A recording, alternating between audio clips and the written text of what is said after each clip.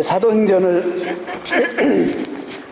그동안 강의해 왔는데, 지금 이제 11월이 감사절, 또 감사의 달이고, 또 12월은 애드벤트, 또 강림절이고, 그래서 사도행전은 여러분 약속드립니다. 나중에 다시 언젠가는 끝낼 겁니다만, 조금 더 시간을 두고 11월, 12월은 다른 말씀을 좀 전하고, 절기에 맞는 말씀 전하고 다시 되돌아가도록 하겠습니다.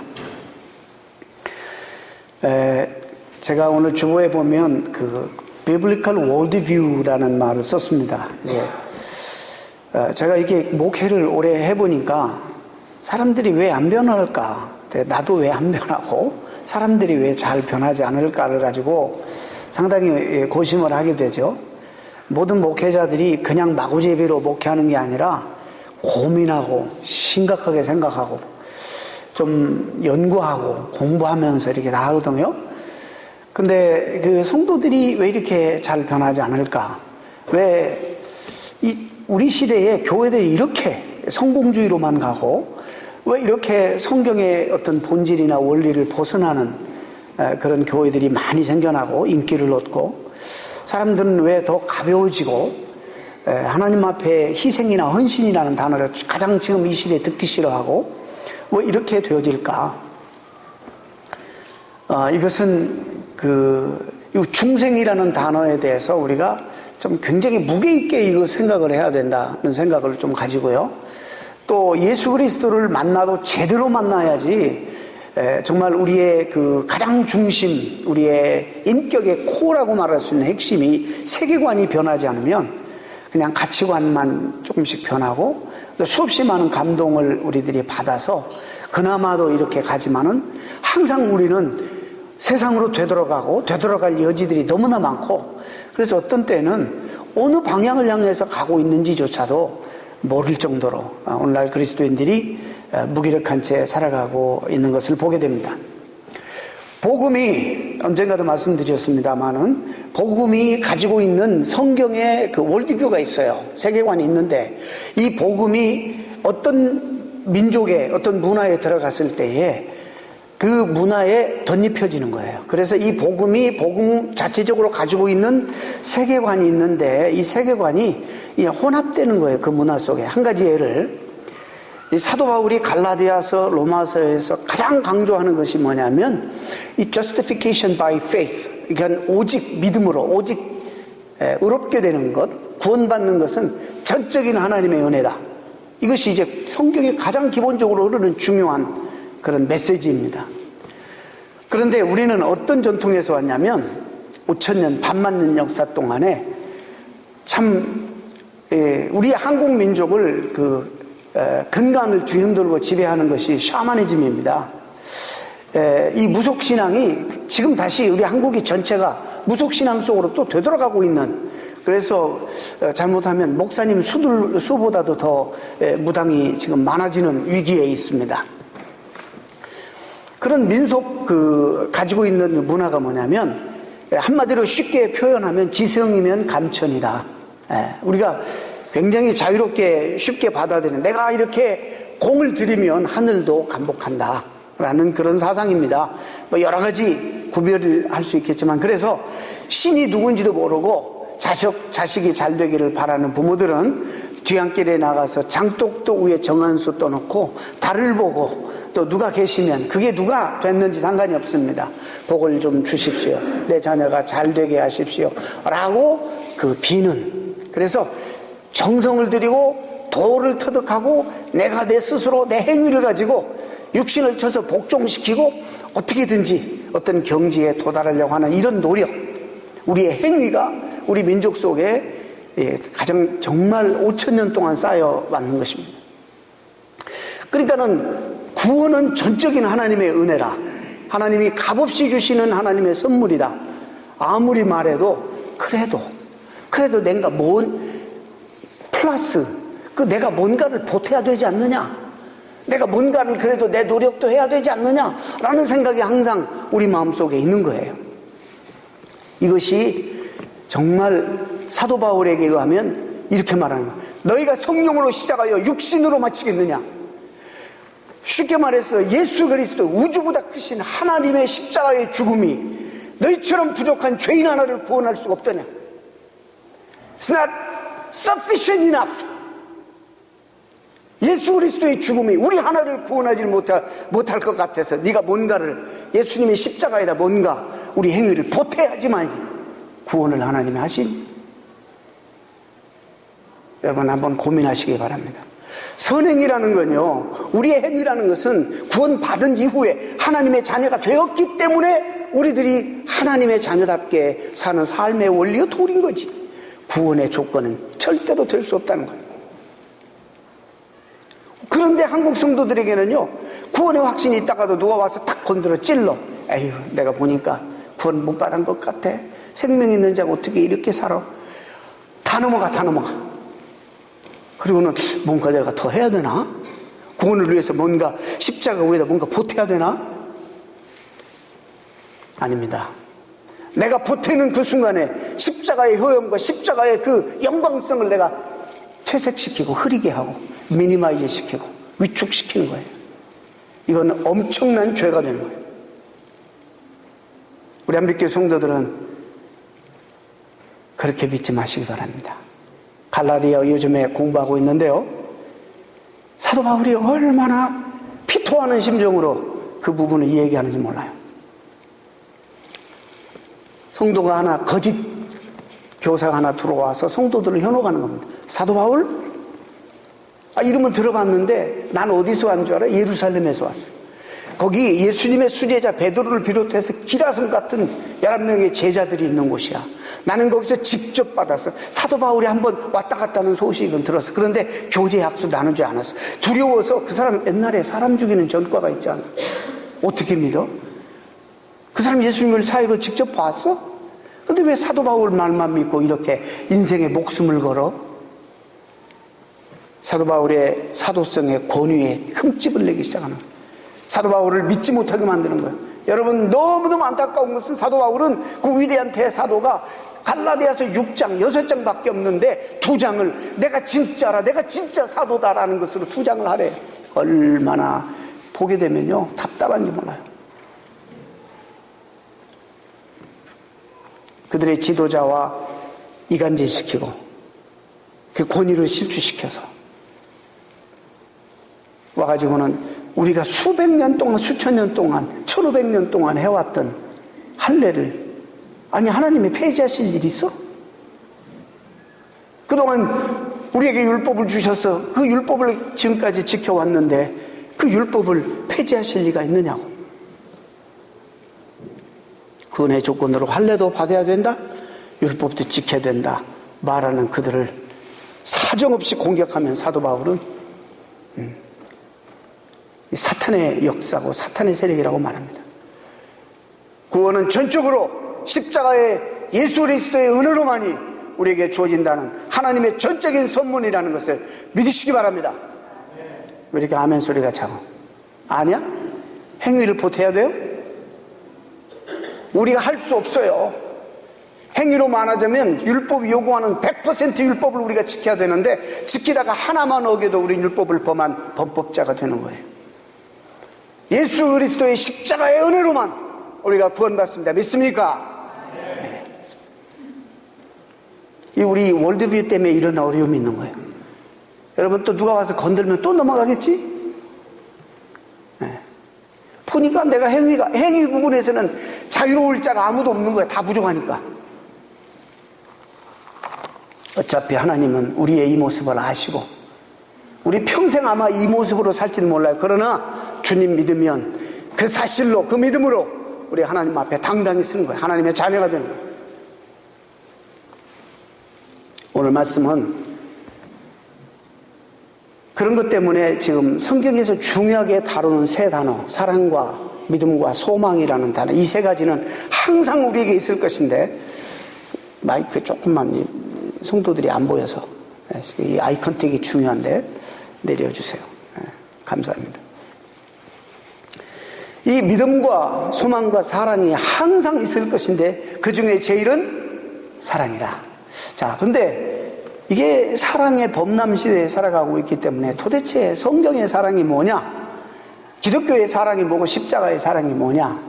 간단하게 오늘 이것 가지고 하면요, 사랑만 가지고도 몇 년 설명할 수도 있는 거니까 간단하게 제가 여러분이 아주 듣기 좋게, 듣기 쉬운 그런 표현을 한번 말씀을 드려보겠습니다. 기독교 사랑이란 뭐냐? 십자가의 사랑이 뭐냐? 하나님의 사랑이 뭐냐?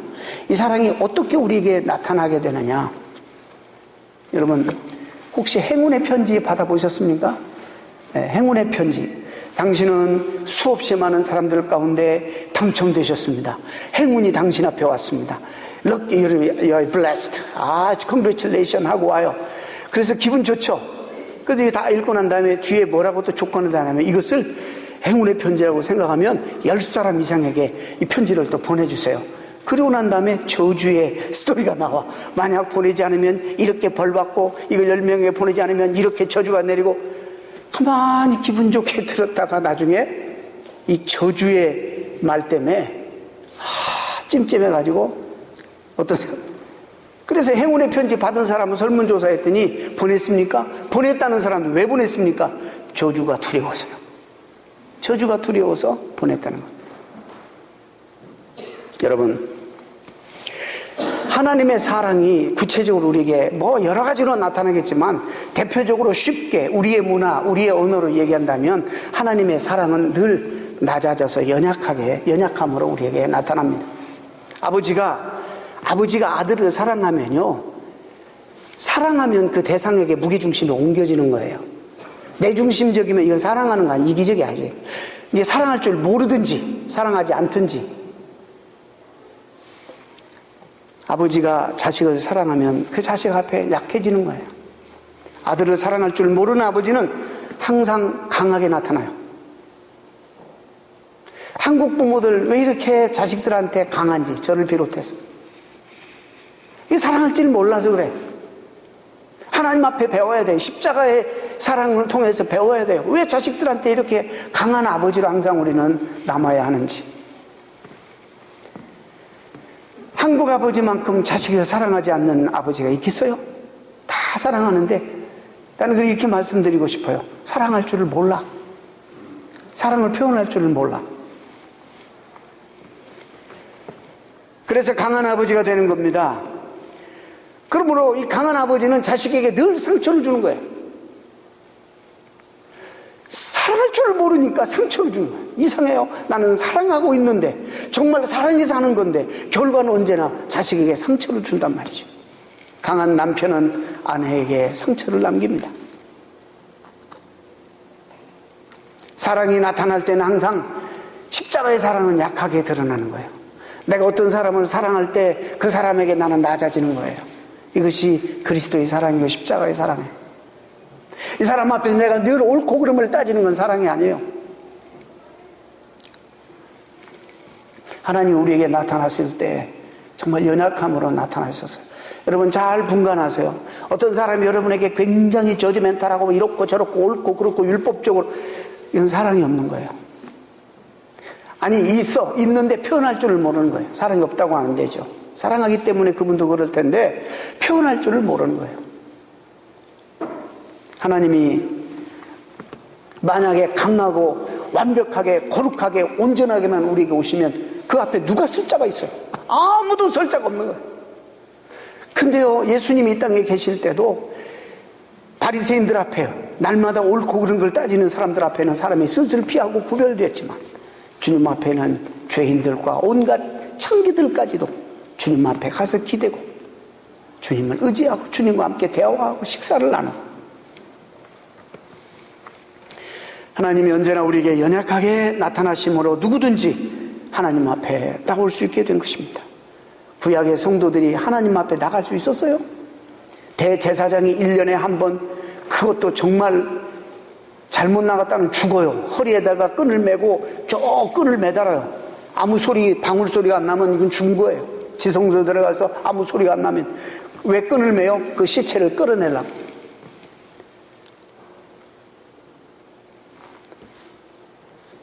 여러분, 그런데 이 하나님은 처음부터 그런 하나님이 아니에요.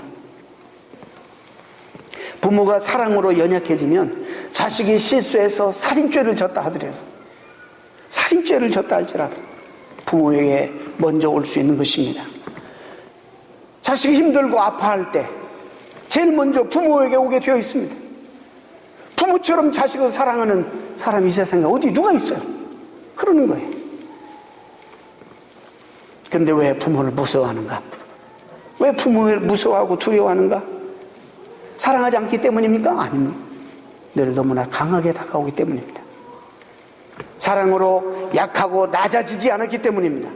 지금까지 강한 부모로만 살았기 때문에 부모 앞에 나가면 더 상처받으니까 할 얘기도 못하고 자연스럽지가 않고 못 나가는 것입니다. 저는 기독교의 사랑은 제가 이렇게 경험해 보니까, 성경을 연구해 보니까, 경험해 보니까 그런 사랑이에요. 하나님이 언제나 나 같은 죄인에게도, 이렇게 자격이 없는 자에게도, 정말 죄로 뭉쳐진 모순 덩어리든 저와 여러분에게도 오늘도 이렇게 오시잖아요. 이렇게 오셔서 누구든지 내 앞에 오고, 아버지께서 내게로 나에게 주신 자는 다 내게로 올 것이요 내게 오는 자는 내가 결단코 내어 쫓지 아니하리라. 이것이 십자가의 사랑입니다. 제가 오늘 사랑을 얘기하려고 그런 건 사실 아니어서 나중에 기회가 있으면 이 부분에 대해서 더 이야기하겠습니다만, 오늘 좀 소망의 이야기 좀 하려고 해요. 소망. 오늘 본문에 이 소망에 대한 이야기가 있어요. 소망은요, 오늘 나를 살리는 힘이에요. 나를 있게 하는 그런 그 능력이고 나를 살리는 힘이에요. 자살하는 사람들이 왜 자살하는 줄 아세요? 앞이 보이지 않기 때문에, 길이 안 보이기 때문에. 소망이 없어요. 뭘 사모하고 기다릴 것이 없어요. 그냥 깜깜한 절벽이고 뭐 아무것도 붙잡을 수도 없고 보이지도 않고, 그래서 죽는 것입니다. 그래서 소망이라는 것은 오늘도 나를 살게 하는 힘이라. 아이들을 바라보면 그냥 어린아이들 특히 대소변도 못 가리고 말썽을 피고 말도 되게 안 듣고, 또 자라면서도 이제 좀 한 7살 정도 되면 이제 말 들을 줄 알았더니 지긋지긋하게 안 들으니까 미운 7살이라고 또 말이 붙었잖아. crazy 3, 미운 7, 그런 말이 많아요. 얘가 왜 이래? 그럼 crazy 3래요. 말 안 들어. 그런데 왜 우리가 참고 인내하고 그걸 바라보는 줄 아세요? 얘가 이런 과정을 통해서 언젠가는 성숙해서 언젠가는 사람 구실을 할 것이다. 하나님의 위대한 제목으로 쓰임받는 한평생을 살 것이다 라는 소망이 우리 가운데 있기 때문에 그것들을 참아내고 사랑의 눈으로 보고 기다려주는 거예요. 그러지 않습니까? 소망이 이처럼 중요한 거예요. 청소년 시절의 아이들이 얼마나 방황합니까? 질풍노도와 같이 감 잡을 수 없고 걷잡을 수 없이 애들이 그러잖아요. 또 왜 우리가 참아주죠? 그런 걸 통해서 성숙하게 되고, 그런 걸 통해서 배우고, 결국에 그런 과정을 통해서 훌륭한 인격의 사람으로 세워지는 것을 우리가 알고 믿고 소망하기에 우리는 참아내고 지켜보는 것입니다. 사랑하는 성도 여러분, 이만큼 소망이 우리에게 중요합니다. 성도들을 대할 때도 소망이 주로 부족한 사람들은 비판적이에요. 불평이 많아. 왜 그럴까요? 우리 모두가 다 공사 중이야. Under construction, 영적으로 다 공사 중이에요. 공사에 불편을 드려서 죄송합니다. 길거리에 사인 보시죠? 다 그게 우리 모습이에요. 지금 공사하고 있어. 하나님이, 성령님이 내 안에서. 부족한 것 당연해요. 흠이 많은 것 당연해요. 그런 걸 가지고 흠잡고 불평하기로 하면 평생 불평하고 살 수밖에 없는 거예요. 좋은 점 보시기 바랍니다. 아름다운 점, 밝은 점 보시기를 바랍니다. 소망을 가지기를 바랍니다. 언젠가는 이래도 성령의 사람이 되어서 성령 충만한 삶을 살게 되고 많은 사람들에게 선한 영향력을 끼칠 사람이라는 것을 알기 때문에 그것을 바라보고 참아내고, 나도 그렇잖아, 나도 그런 사람이니까 서로 인내하고 참아내는 것입니다. 우리 삶에 어떤 이런 기다림, 이런 것이 있고 바라는 것이 있을 때 우리 삶은 깨끗한 열정으로 불붙기 시작합니다. 한국 역사에 안타까운 시간들이 많았지만 가장 근세에 우리를 안타깝게 했던 역사가 있어요. 해방 전후 시기가 우리 민족사의 가장 근세사의 마음 아픈 일이었습니다. 식민지 통치 기간에 한국의 많은 지도자들은 민족의 자주독립을 위해 헌신적으로 정말 투쟁했습니다. 목숨을 버려가며 투쟁했습니다. 그런데 1940년 정도 지나자 10년 한일합방 이후에 한 30년 견뎠는데도 아무런 소망이 없게 돼요. 많은 사람들이 그냥 지치기 시작합니다.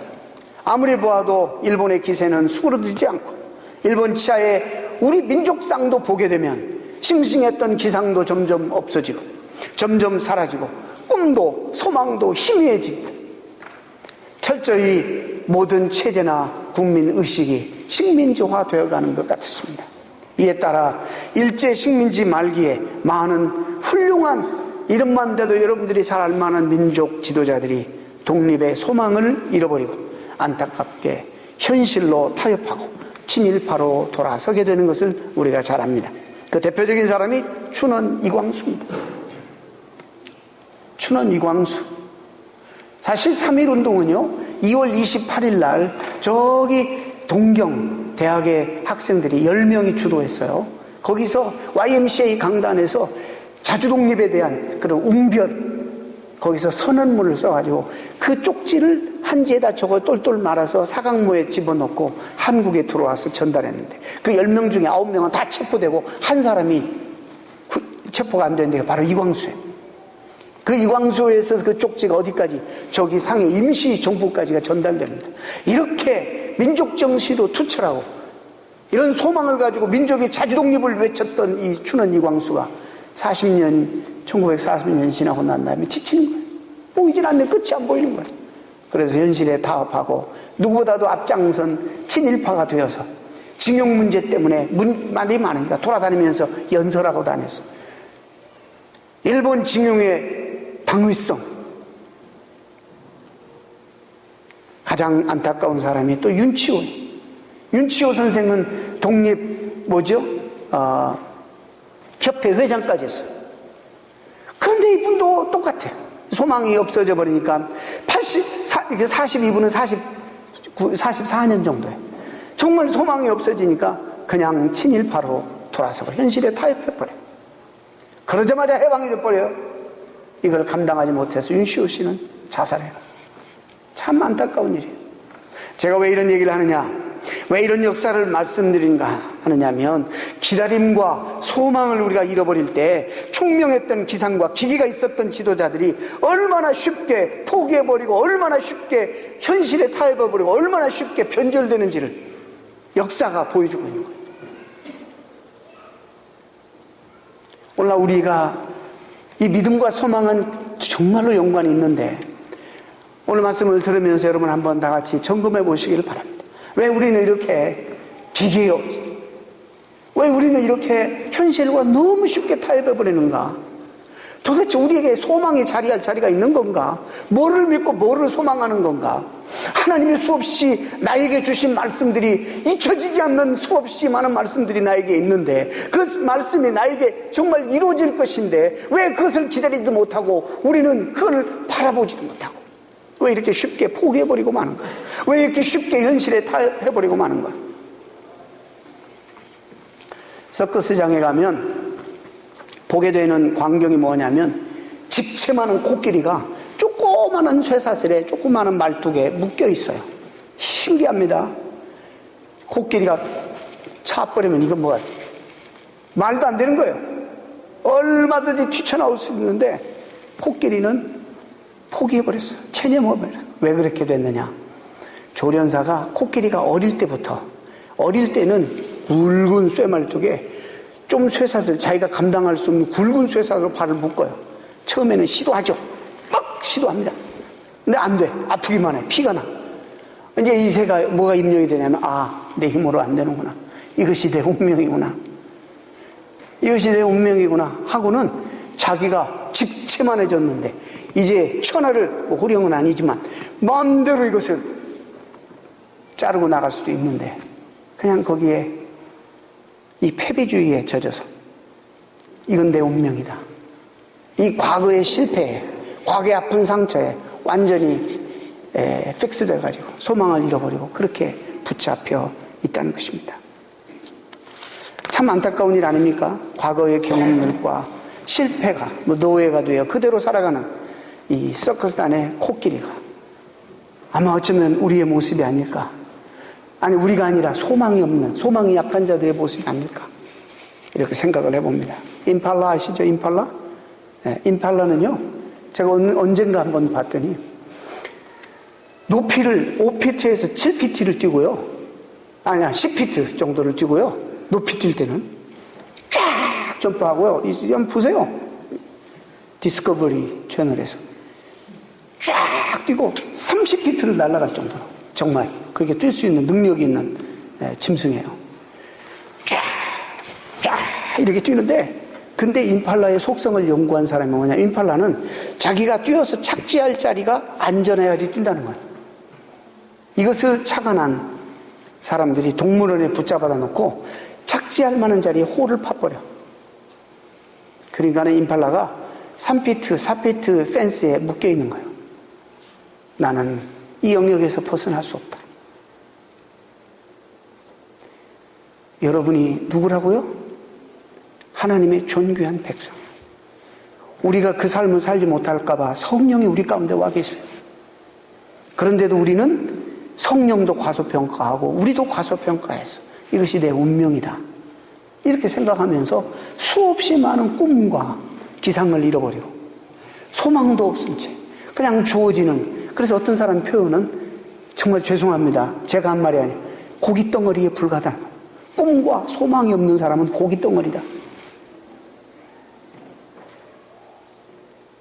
성령이 우리에게 처음으로 임한 다음에 성령이 하신 일이 뭔지 아세요? 요엘서 2장을 요약하면 꿈과 비전과 환상을 우리에게 주는 거예요. 성령이 우리를 살리는 거예요. 넌 할 수 있어. 하나님의 약속을 기다려. 그분은 약속하신 것 꼭 지키시는 분이야. 하나님이 얼마나 신실한 줄 알아? 우리를 지키심에 있어서 실수도 없으신 분이지만 신실하셔서 그분이 하신 약속은 틀림없이 너희 생애 가운데 이룰 거야. 비전을 가져, 꿈을 품어, 미래를 내다봐, 환상을 가져. 여기서 성령이 말하는 환상은 망상이 아닙니다. 실제적인 겁니다. 실제적인 것.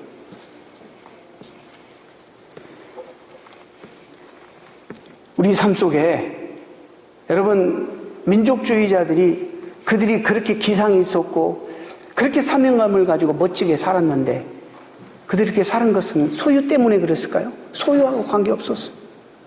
소유의 문제가 아니에요. 우리가 흔히 생각하는 소유, 이것이 우리는 전부잖아요. 그 문제가 아니에요.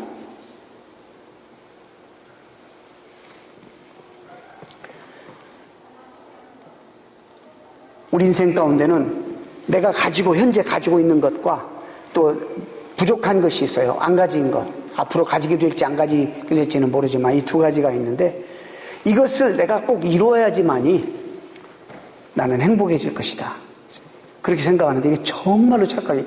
제가 요즘 지금 말씀드리는 것은 굉장히 성경적인 세계관의 입장에서 얘기하는 거예요. 아닙니다. 이 세상에 어떤 것들로 우리는 만족 못합니다. 잘 들으세요. 우리에게 지금 가진 것에 상관없이 소망하고 기대하고 바라는 것이 많으면 많을수록 그 사람은 행복한 거예요. 뭔가 기다림이 있고 소망이 있고. 여러분, 연애할 때가 행복할까, 결혼하고 나서가 더 행복할까 조사를 했대요. 이게 장난으로도 하겠지만 여러분도 한번 생각해 보시고 한번 들어보시고 한번 나는 언제가 더 행복했다 한번 말씀해 보세요. 괜히 또 배우자 앞에서 그렇게 하면 또 상처받을 수 있으니까 이러면 스스로 대답하지 말고 혼자만 연애할 때가 행복했어요, 결혼하고 행복했어요. 많은 사람들이 연애할 때가 훨씬 행복했다, 연애할 때가 그렇게 행복했다, 그렇게 말했대요. 왜냐하면 아직 기다림이 남아있기 때문이라. 서로 결혼하여서 맨날 맞대고 같이 사니까 현실 속에 부딪히고 확인하고 나면 여러 가지 현실이 우리를 슬프게 만들고 절망적으로 만드는 거예요. 연애할 때가 훨씬 행복했다.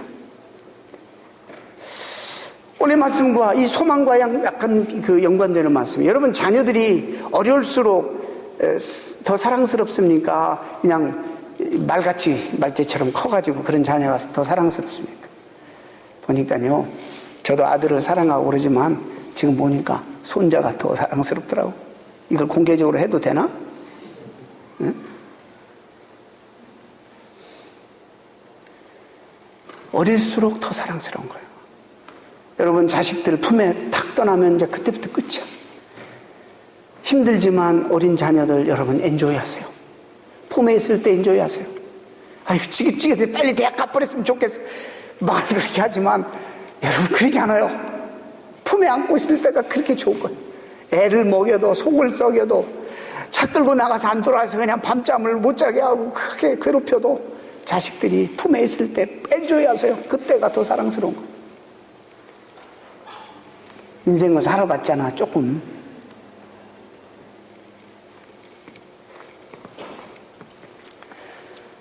더 많은 소망과 기다림이 이 어린아이에게 풍성했기 때문에 더 우리가 행복해지는 거야. 힘들어도. 이상한 공식 하나가 그러면 이제 성립이 되는 것입니다. 우리 삶에 기다림의 부분이 있어요. 내가 이것을 이루어야겠다. 기다림의 부분이 있고, 현실적으로 지금 내가 가지고 있는 그런 부분이 있는데, 우리는 다 이렇게 생각합니다. 내가 바라는 것들이 이루어지면 나는 정말 행복해질 것이다. 그렇지 않습니다. 아까 말씀드린 것처럼 실제적으로 이걸 믿으셔야 돼요. 정말 그래요. 여러분, 눈을 뜨시고 정말 바로 보세요. 현실을. 기다림이 많을수록 부족한 것이 어떤 면에서 많고, 그걸 위해서 내가 이것들을 이루어야 될 것들이 많을 때 나는 더 싱싱해지는 거예요. 최근에 미국 젊은이들 대상으로, 마약하는 사람들 대상으로 설문조사를 했대요. 왜 마약을 합니까? 여러분, 놀라운 것은 80% 이상이 심심해서요. 심심해서 마약한대. 조금 한 원데케이드, 한 10년 전, 15년 전에 하면 스트레스를 너무 받았어요. 부모 잔소리 너무 하고 말이죠. 세상이 전혀 나를 도와주지 않아요. 이 스트레스가 너무 세가지고 마약을 합니다. 그렇게 말했을 거예요. 근데 지금은 심심해서 한다는 거예요. 여러분, 참 삶에 도전이 없다는 거예요. 삶에 이미 뭔가 기다릴 것이 있고, 그 기다림과 소망을 위해서 인내하고 투쟁할 것이 없다는 거예요. 다 부모들이 다 해줘버리고 다 이래버리니까 그냥 심심한 거예요. 따라서 여러분, 우리 인생에서 기다림과 소망을 잃어버리면 아까 말씀드린 것처럼 인간이라고 말할 수 있겠어요? 성령님이 그래서 우리에게 바로 싱싱하게 정말 기상을 가지고 살 수 있도록 하나님 나라의 꿈과 비전과 그 다음에 환상을 우리에게 주시는 것입니다. 우리를 자녀 삼으시고 우리를 통해서 이루실 하나님의 꿈이 있는 거예요. 그 꿈을 부어주는 거예요. 우리를 통해서 성취하실 그 하나님 나라의 거룩성, 하나님 나라의 확장, 그 놀라운 영혼들의 구원받음, 정말 물이 바다를 덮음처럼 하나님을 아는 지식이 온 세계를 덮게 하시려고 하시는 하나님, 이 세상을 변화시키는 아름다운 일에 우리를 동역자로 군데군데 세워서 우리를 통해서 이루실 꿈, 비전, 환상, 이런 것들을 성령 우리에게 주시는 거예요. 그것이 있는 한 우리는 싱싱하게 살 수밖에 없는 거예요. 열정에 불이 붙는 거예요. 이런 게 없으면요, 우리가 짐승하고 다른 바가 뭐가 있어? 오늘 말이 너무 심하나? 여러분, 히브리서 11장 1절에 믿음의 정의를 이렇게 내려요. 믿음은 바라는 것들의 실상이요 보지 못하는 것들의 증거다. 믿음이라는 게 뭐냐? 바라고 있는 것은 내가 현재 지금 갖고 있는 것이 아니라는 거예요. 그게 믿음이에요. 바라는 것이 있어요. 근데 내가 가지고 있는 이것이 아니라는 거예요. 그 다음에 현재 가지고 있으면 바랄 이유가 없잖아요. 그 다음에 기다림이 거리를 두고 있을 때 비로소 누릴 수 있는 신비가 있다는 이런 말이에요. 더 이상 바랄 것도 없고 기다릴 것도 없는 사람은 조금만 성공해놓고 남을 무시하는 거예요. 그래서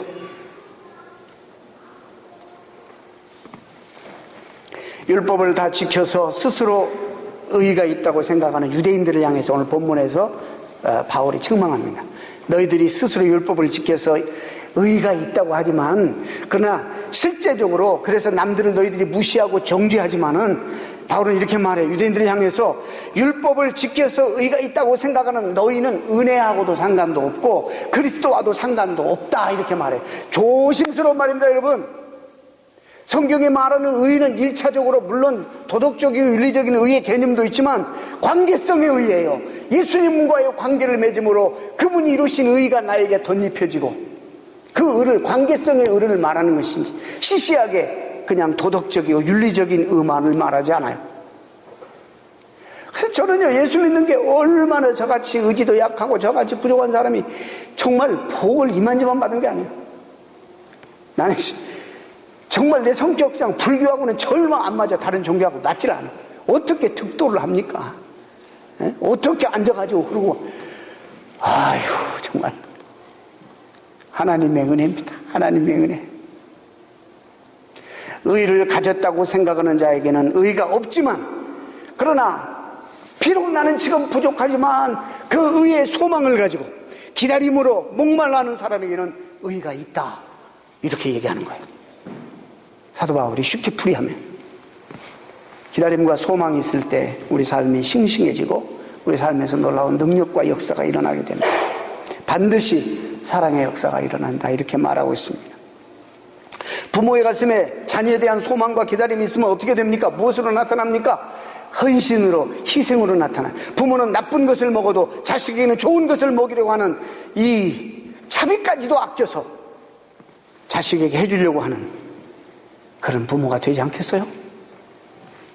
자기는 부족하게 살아도 자식만은 부족함 없이 해주려고 하는 이런 부모, 이 전형적인 한국 부모 아니겠어요? 이게 십자가 의미만 좀 알면 한국 부모들이 이 열정으로 자녀에게 이 사랑을 하나님처럼만 베풀면 이게 엄청난 시너지가 날 텐데, 이게 우리 문화 속에서는 그런 걸 해보질 않아가지고. 기다림이 있으면 사랑의 역사로 나타나게 되어 있고, 우리 속에 소망과 기다림이 살아있을 때 정말 생명은 사랑의 열정으로 변하게 되는 것입니다. 사랑하는 성도 여러분, 출애굽의 역사를 보게 되면 하나님께서 이스라엘 백성들에게 소망을 줘요. 새로운 소망을 주십니다. 가나안 땅에 소망을 주세요. 이 땅에서 너희가 들어가서 모든 천하 만민이 너희 백성들을 통해서 복을 받게, 복의 근원들이 되어라. 소망을, 꿈을 그들에게 심어줘요. 그런데 조금 현실이 힘드니까 그 현실을, 그 소망을 현실과 환전해버려. 우리처럼 조금 힘들면 하다가 그냥 타협해버려요. 그래서 하나님의 꿈과 소망과 약속 기다리지 못하고 그들은 바알과 타협하고 아세라와 타협해버리고 맙니다. 근데 그 역사가 2000년 뿐만 아니라 지금까지도, 이스라엘 역사뿐만 아니라 우리 역사에게도 계속 내려와요. 우리도 아무리 여기서 다짐하고 그래 소망을 가지고 좀 살아보자, 또 가면 또 현실에 타협해버려요. 또 현실에 내 필요하고 환전해버려요. 하나님의 약속과 이 너무나도 거룩한 것들을 그 약속으로 그냥 바꿔버려요.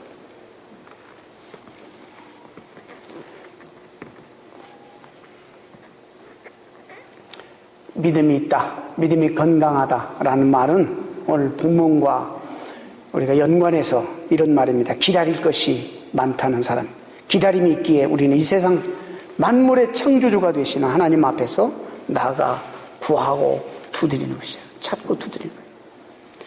자녀의 장래의 기다림이 클수록, 소망이 클수록 부모는 모든 것을 희생합니다. 그래서 믿음의 기다림은 반드시 사랑의 역사를 일으킵니다. 그래서 잘 참고 인내하고 기다리는 이런 사람이 어떤 면에서 정말 소극적인 사람이 아니라 가장 적극적인 사람이에요.